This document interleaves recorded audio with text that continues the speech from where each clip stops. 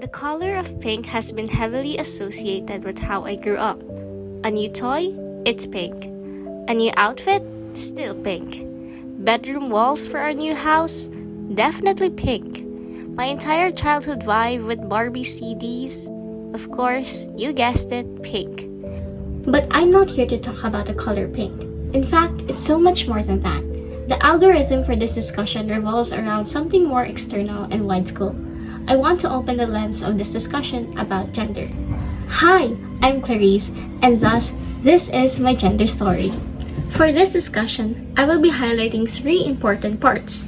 First, the background of my gender association. Second, my gender expression and sexual orientation. And third are my final thoughts. So let's talk about it. As a child, I usually knew myself as a girly and princess-like. As the youngest daughter of a family of 5, I was called princess by my parents and spoiled by my siblings. As funny as it seems, it does say a lot about how I grew up. I associated pink with beauty, femininity, softness, and love.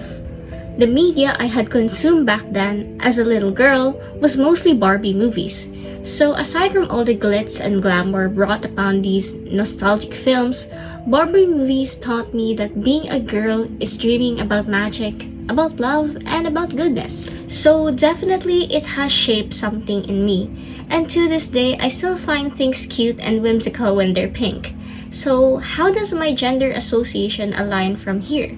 I'm confident enough to say that I am a cisgendered woman because I'm straight and I express my feelings and thoughts and identity in the feminine chart or leaning onto the feminine chart.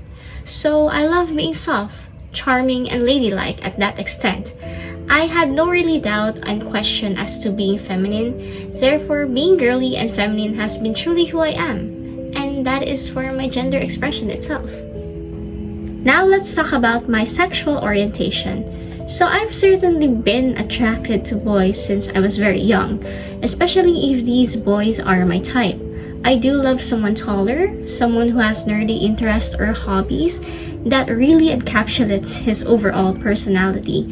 Growing up, I can admit that reading romantic novels and watching romantic films plays a part on how I dream romance would be.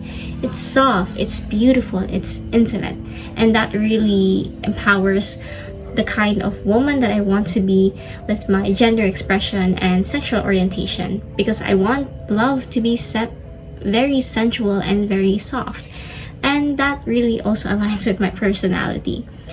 And it's far from perfect, yet I'm assured of who I am sexually and intimately attracted to, but especially more if the guy I know has a special and deep connection with who I am.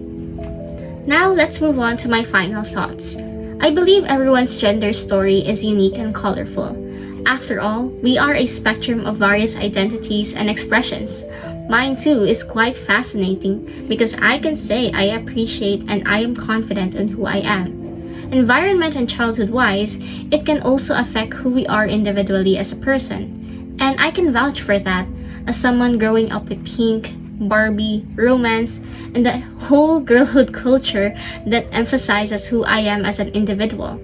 But I've also realized that as I got older, I learned not to really integrate my identity with the culture of my childhood because I've learned to appreciate other expressions as well. Like on some days, I do feel a little masculine by doing labor or wearing baggy clothes, being a little argumentative and sharp. But it doesn't pin me down or shrink myself that I should be feminine alone. I can be expressive as I can. You can be expressive as you can, while also being confident of who your identity is, like me. And thus, that is for my gender story. Thank you so much for listening, and I hope you've learned a lot. Bye!